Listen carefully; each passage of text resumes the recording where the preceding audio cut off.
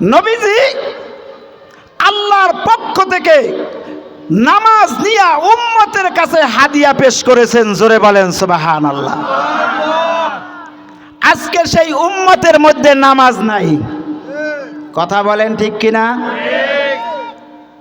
মুয়াজ্জিন ফজরের সময় ডাক দিয়া বলতেছে আসসালাতু খায়রুম মিনান নাওম, ঘুম থেকে নামাজ পড়ো।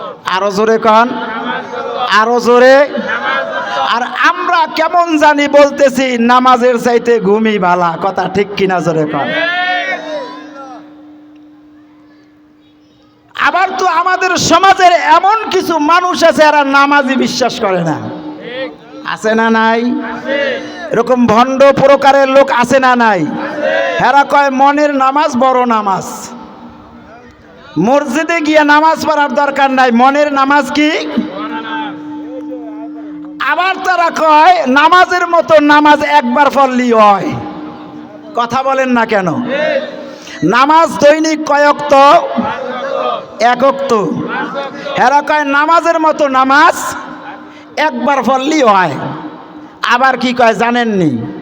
কয় পানির নিচে আগুন জ্বলে, পানির নিচে আগুন জ্বলে, যার তুফানি নিবে না, বাবার কাছে মুরিদ হইলে নামাজ রোজা লাগে না।